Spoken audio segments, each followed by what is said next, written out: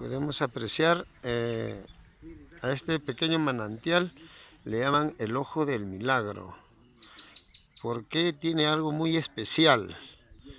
Si podemos apreciar, no sé si puedan apreciar ustedes cómo brota el agua del subsuelo hacia arriba. O sea, bota el agua hacia arriba. No sé si pueden apreciar ahí cómo brota el agua. Aquí también.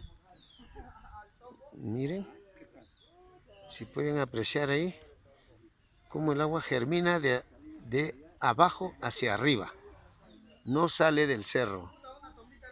No sale del cerro. Brota el agua de abajo hacia arriba. Qué interesante, en verdad. Algo muy hermoso.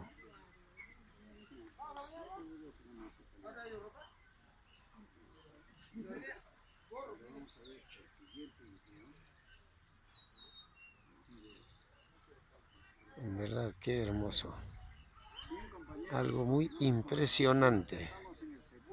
El Ojo del Milagro aquí en Characato.